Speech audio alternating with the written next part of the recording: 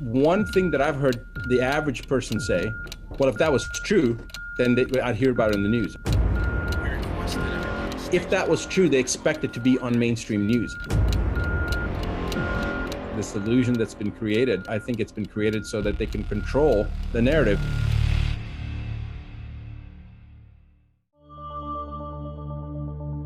At some point, you have to ask yourself, are human beings really that stupid?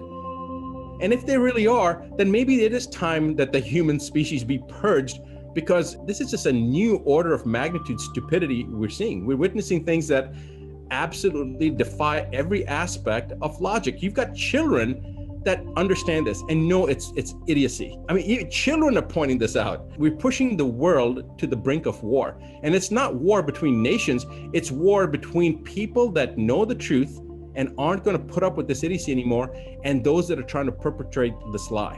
Because the whole thing is, they want to make sure he who controls the narrative dictates history. There's a very important difference between stupidity and ignorance, right? Ignorance is curable. There are many people that are ignorant, but if they want to empower themselves with knowledge, they can cure that ignorance and become aware. They learn, they understand. And many of us are ignorant on many subject matters that we don't participate in or partake in on a regular basis. So that's okay. There's nothing wrong with ignorance. That's why we have institutions of higher learning. That's why we have, courses and people take. Regardless, there's ways of curing ignorance. Stupidity, on the other hand, is not curable. No matter how much knowledge you have, you cannot cure stupidity. And this is the point right now I think we're at. From a global society standpoint, it transcends geographical boundaries, religious doctrine, politics, ethics, everything. It comes down to those that are aware and those that simply stick their head in the sand and refuse to acknowledge the facts. And it's amazing to me that I've seen people on both sides of the political party become aware. And I know people that are highly intelligent that have continued to stick their head in the sand, to which I'm amazed, because I know that they're not unintelligent people, and yet they're stupid. And so intelligence has nothing to do with ignorance or stupidity. Intelligence is the raw cognitive ability to process information, but stupidity is a choice. Cognitive dissonance at a certain point is going to define whether a group of people or species itself is going to ultimately survive or not. Censorship is real, and that's what they're doing. The one thing is that you can't censor the truth. The truth will always become evident, whether it takes a week or it's 500 years, it will become evident. You cannot suppress the truth. Sooner or later, it's going to come out. And I think in today's modern world, we complain about censorship, but think about this, and especially the social media channels. But because of social media and because of the internet, information can be transmitted literally in seconds anywhere in the world. And that's what's happened. People can become their own broadcast stations. And the modern day book burning of censoring videos is nothing different than what they did 500 years ago when they were burning books. And so I think people recognize that. And if you really want to see what the truth is, look for fact checkers that they've fact checked something, and there you know that you're getting the truth. That's the easiest way. So it's a great filter. It's a good way of determining where should I put my attention. If part of that's not just the social media, it's also mainstream media and how they're censoring, and then the social media ends up being like the secondary afterthought. One thing that I've heard the average person say, well, if that was true, then I'd hear about it in the news. Or if that was true, my doctor would be talking about it. If that was true, they expect it to be on mainstream news. And by not having it on mainstream news and having it on YouTube or on one of our own live feeds, whatever that case may, whatever venue that we have, it gives the impression to the average person, oh, well, this information is just what they refer to as conspiracy theory, or that's just a loon, or that's just crazy, or that's just somebody that, is trying to get their message across. And that's okay for us to be labeled that way. I'm not complaining about us being labeled that way. What it does, though, is it prevents the truth from being disseminated. They try to invalidate the truth with ridicule. So there's the three phases of truth, right? The first is ridicule, second is violent opposition, and the third is accepting it as always having been known as the facts. This illusion that's been created, I think it's been created so that they can control the narrative, and not just now, but this has been going on. This isn't a thing about right and left. It has nothing to do with that. That is a true statement. This is more to do with atrocities that are being committed, and the vast majority of the public does not know what's happening. They have no inclination to what the truth is. They have no awareness what the truth really is. These are parts of the narrative that the media has projected on us to let us go down a certain pathway, because remember, he who controls the narrative dictates history. So they're trying to control the narrative by allowing us to only hear what they want us to hear, so that history is recorded a certain way that they want it to be recorded. But the truth is different. My point is very simple. I want you to become autonomous. I want you to have your autonomy. I want you to be empowered with knowledge, because once you're empowered with that knowledge, the one thing is that nobody can take advantage of you. Nobody can victimize you. Nobody can solicit you and take away from you that which is innately yours, which is your freedom, your rights, your own power, your own autonomy, your own abilities. That will make life incredible. That will truly empower people to be able to be more autonomous than you thought was possible. There's always a silver lining. So just because you're experiencing a hardship, I want you to remember that it's not about the destination, it's about that journey. And remember that we are spiritual beings having a human experience. We're not human beings having a spiritual experience.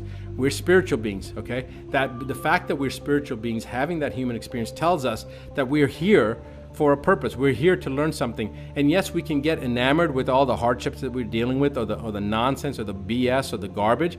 But remember, there's something here that is helping us. It's helping our children. There's a purpose behind it. We may not be aware of the purpose. We may not be fully cognizant as to what that purpose is fully representing at this point, but we will be later. So hold steady and understand that whatever's happening, we're experiencing it for a greater purpose. And each one of you, every single person out there, the one person that stands up and says, no, I'm not going to participate in this stupidity, don't think that that's not significant, because you become a beacon for the other 100 people around you that are watching. Do not underestimate the power of your stance to stand strong and stand up and hold your head up. So my point is, never underestimate the lesson that you are imprinting on others.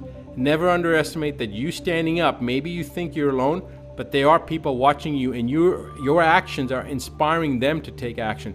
Your actions are inspiring the children, the next generation, of understanding what's happening. Even if you don't see anybody watching you, and even if nobody is watching you, you are still setting that example, that inspiration, because energetically you're leaving a signature of what you're doing, how you're doing it, why you're doing it.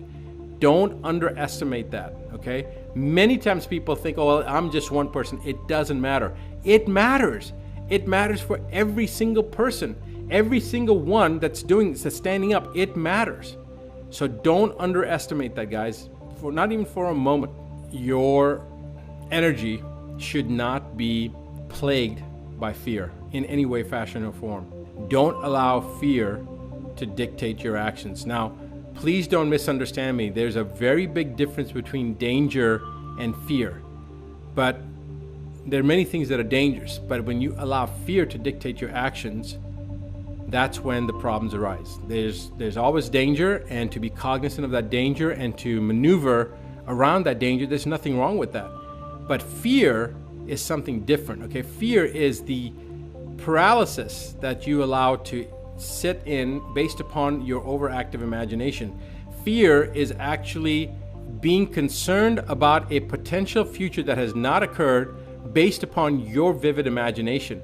It's actually where people allow their own imagination to empower their fear, and not realizing that what they've created, this demon, this something that they're scared of, it's a creation of their own mind, of their own imagination.